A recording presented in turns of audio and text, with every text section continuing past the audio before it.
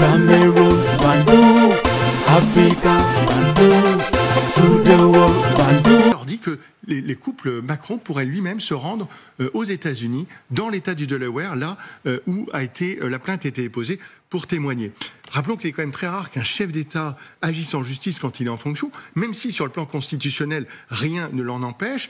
Emmanuel Macron a donc choisi de se joindre à son épouse pour porter plainte contre une influenceuse américaine. Ça, c'est vraiment historique, dénonçant au passage une campagne d'humiliation mondiale. Je suis l'homme le plus noir de la terre et fier de l'être. Appelez-moi Sa Majesté Sénateur Clétus, le Nzé. Quand une affaire se trouve sur la place publique, nous devons l'analyser. Candace Owens, c'est la dame qui donne des souhaits froids à Emmanuel Macron. Emmanuel Macron n'arrive pas à dormir à cause de Candace Owens. Elle est influenceuse, youtubeuse. Elle a à peu près 12 millions d'abonnés. On l'a donné tous les noms complotistes, elle est ceci, extrême droite, extrême, avec Charles, on raconte des choses sur elle. Mais elle pose un problème réel que certains journalistes en Europe avaient déjà commencé à poser, en Espagne et en France.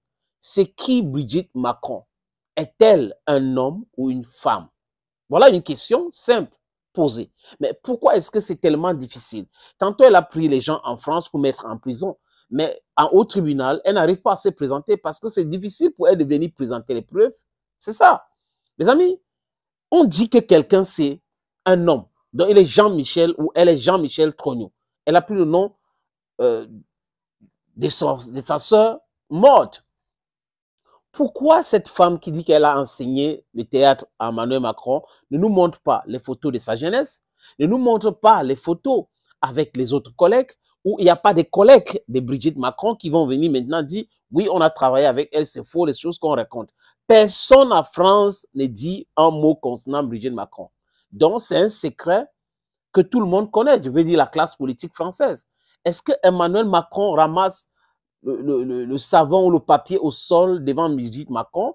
C'est fort probable que Emmanuel Macron, c'est le président de la France et Brigitte Macron, c'est la première homme ou dame, je ne sais pas comment on va dire ça, parce qu'elle peut être le premier dame, voilà, parce qu'il y a la première dame, le premier dame, bon, Emmanuel Macron, le président, la présidente, bon, bref, c'est un peu mélangé, vous comprenez très bien. Donc, quand on impose son problème, Emmanuel Macron commence à dire qu'il a porté plainte, mais la difficulté, c'est qu'il doit aller au tribunal. Et maintenant, il faut les preuves. Eh bien, Candace a les éléments à sa disposition. Brigitte Macron doit prouver qu'elle est réellement un homme et non une femme. Candace Owens dit que Brigitte Macron elle est un homme. Je ne sais pas comment on dit ça. Brigitte Macron est un homme. Donc c'est un homme. Brigitte Macron, qui es-tu vraiment? Jean-Michel Trogneux ou Brigitte Macron réellement? Mais vous avez constaté, on va nous parler de l'affaire Epstein parce que ça concerne Donald Trump. Mais quand c'est Emmanuel Macron, les médias passent comme on va s'arrêter sur cette histoire. Et là, je suis tombé sur une vidéo de LCI. Ils essayent de blanchir. J'ai transformé une partie en audio. Ils essayent de blanchir Emmanuel Macron et Brigitte Macron. La vérité, c'est comme la grossesse. Brigitte Macron, qui es-tu réellement? Puisque vous parlez d'Emmanuel Macron, lui et son épouse Brigitte ont décidé de passer à la vitesse supérieure face aux accusations totalement délirantes de l'influenceuse américaine Candace Owens, qui est républicaine et complotiste, et elle est désormais visée par une enquête diligentée par le couple présidentiel. Éric Scholl, expliquez-nous ce qui se joue et pourquoi les fake news relayées par Candace Owens ont pris une telle proportion. Oui, on est dans un sujet largement en dessous de la ceinture, mais en même temps, il s'agit, et ça c'est très important, de la bataille contre la désinformation. Candace Owens, vous savez, c'est donc cette influence américaine qui répète à qui veut l'entendre que Brigitte Macron serait née de sexe masculin. Alors, une infox de plus, on se dira, sauf que cette fausse information a pris une ampleur virale tellement importante qu'effectivement, le couple présidentiel, lassé de ces attaques permanentes, a pris les devants en déposant plainte donc aux États-Unis. Et le moins qu'on puisse dire, c'est que Emmanuel Macron et son épouse sont déterminés non seulement à défendre leur honneur, mais aussi à lever en fait le mystère sur cette rumeur qui court maintenant depuis longtemps. Et ils n'ont pas hésité à faire appel à des enquêteurs américains qui ont patiemment rassemblé tous les puzzles, tous les morceaux de ce puzzle.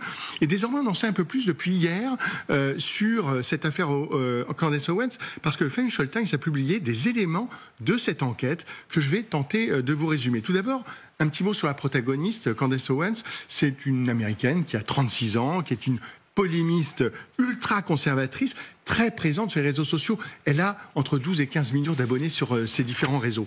Ce n'est pas elle, en fait, qui a lancé la rumeur sur Brigitte Macron, nous apprennent les enquêteurs. Ça serait un blogueur espagnol qui aurait posté cette infox en 2017. Et puis cette rumeur, elle a été relayée ensuite en France par un personnage un peu trouble, assez sulfureux. Il s'agit de Xavier Poussard, ancien rédacteur en chef d'une gazette d'extrême droite. C'est lui qui a largement diffusé cette fausse information, au point d'ailleurs de publier un livre intitulé Becoming Brigitte. Et c'est précisément le nom du podcast intitulé donc Becoming Brigitte qu'a lancé en janvier dernier cette influenceuse américaine. Un podcast qui s'est décliné sur 6 épisodes de 40 minutes chacun et dans laquelle d'ailleurs elle interviewe longuement ce Français. Et on est toujours dans la sphère complotiste, c'est vrai, mais le problème c'est l'impact de ce podcast qui a été écouté des millions de fois. Alors l'autre nouveauté de cette enquête que rapporte le Financial Times, c'est l'éclairage qu'elle apporte justement sur le réseau international d'extrême droite dans lequel évolue Candace Owens. Car elle est évidemment loin d'être seule. Son podcast a été repris en Russie par des médias assez proches du pouvoir. On sait qu'elle a été en contact, notamment via les réseaux sociaux, avec un certain Alexandre Douguine, qui est un philosophe russe ultranationaliste. Et puis en France, surprise, c'est Marion Maréchal qui lui a ouvert les portes. Et ça date même de 2019. La nièce de Marine Le Pen l'avait accueillie à la convention de la droite. Et depuis, les deux femmes se suivent mutuellement sur les réseaux sociaux. Les relations de Candace Owens vont au-delà. On la retrouve, elle s'étend aussi en Grande-Bretagne. C'est une proche de Nigel Farage, vous savez, le chef de file du parti d'extrême droite Reform UK.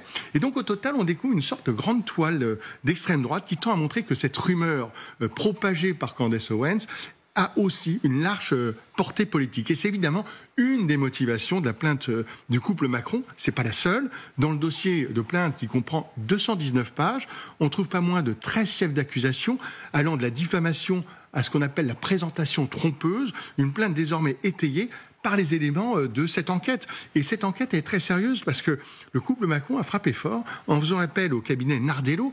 Alors, Dan Nardello, c'est un ancien procureur de New York. Et puis, l'avocat qui défend le couple présidentiel, Tom Clare, qui est spécialisé dans la diffamation, a d'ailleurs dit que les couples Macron pourraient lui-même se rendre aux États-Unis, dans l'État du Delaware, là où la plainte a été déposée pour témoigner. Rappelons qu'il est quand même très rare qu'un chef d'État agisse en justice quand il est en fonction, même si sur le plan constitutionnel, rien ne l'en empêche. Emmanuel Macron a donc choisi de se joindre à son épouse pour porter plainte contre une influenceuse américaine. Ça, c'est vraiment historique, dénonçant au passage une campagne d'humiliation mondiale.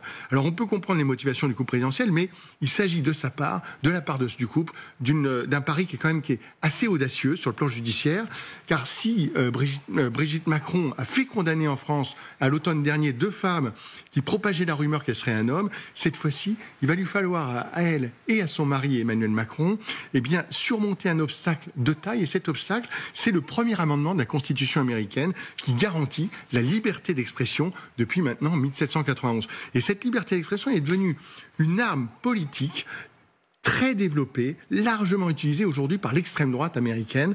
C'est dire si ce combat judiciaire qui est loin d'être gagné par Emmanuel et Brigitte Macron. Donc vous avez compris. Enfin, à la fin de son élément, je comprends. Et tout de même, il dit il y a des choses, il faut prouver, il faut aller au tribunal, c'est difficile. C'est trop facile de porter plainte et penser qu'on va gagner. Non, c'est trop facile comme ça. Monsieur Macron, la vérité va éclater. Si ce n'est pas aujourd'hui, après votre présidence en 2027, les Français sauraient vraiment qui est vraiment cette dame, bon, je répétition, c'est la mère de tous les sciences, qui est vraiment Brigitte Macron. Parce que si Owens dit, les autres disent, et Brigitte Macron ne prouve pas le contraire, ça veut dire qu'il y a anguille sous roche. Thank you friends for always watching videos on this platform. Si vous avez le temps, les amis, partagez et abonnez-vous. Bye bye. Cameroon, Bandung, Africa, Bandung, to the world, Bandung.